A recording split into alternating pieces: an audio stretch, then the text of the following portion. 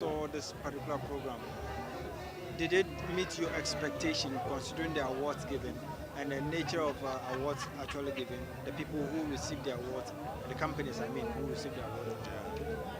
For me, um, I think that any organization that meets periodically and try to share the fun and the difficulties of their organization, okay, is an organization that wants to live longer, okay.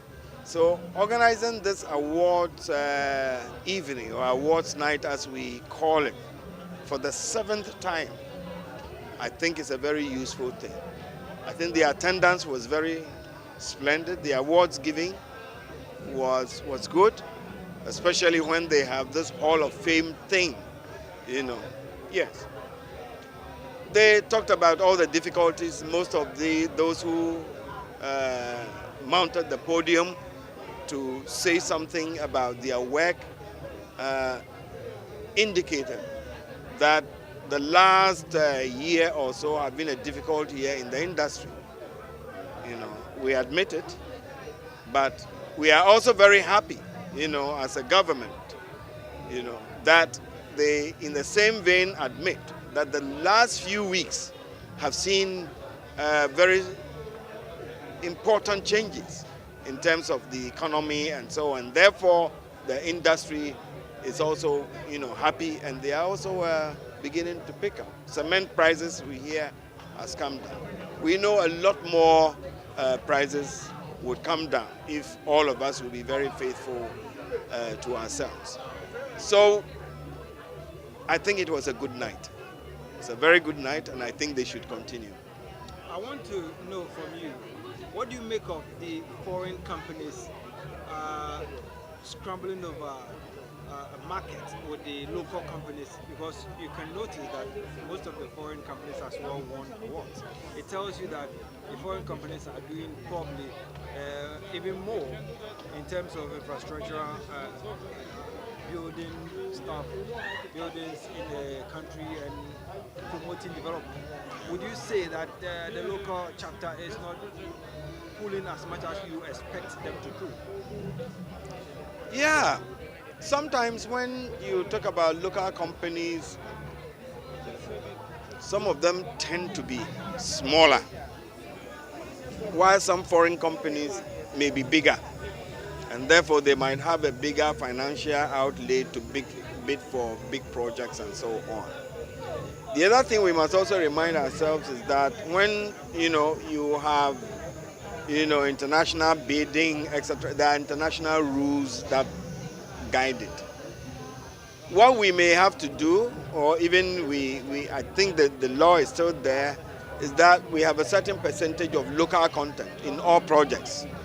So we must strive very well to keep to that percentage, so that if 60%, of our industry, must have Ghanaian participation, we can see it.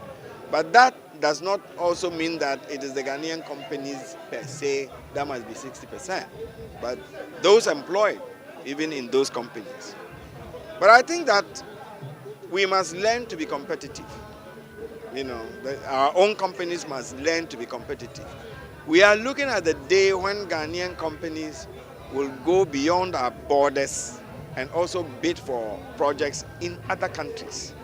And I know that we have the potential. I know that we have the personnel, we have the training to do this. What we have to change in general is our attitude. Once we change our attitude, that's it. Because the same architects and engineers and so on that are here, the same business people that are here, when they step out of the borders of this country, they perform excellently. Finally, we just might want to ask, the local contractors have been complaining. An interview with them tells us that they complain because government is not giving them priority in terms of giving them contracts. You can, the Kwame Nkrumah Circle, for example, can be an example that going to foreign companies.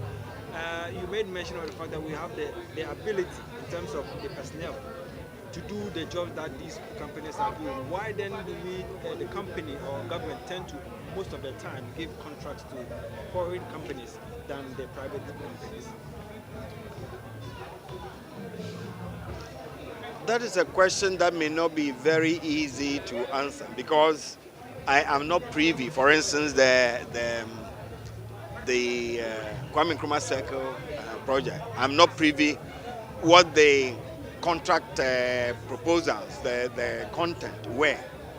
Possibly, some of our local contractors could not have met that demand because sometimes you have to have a certain type of equipment.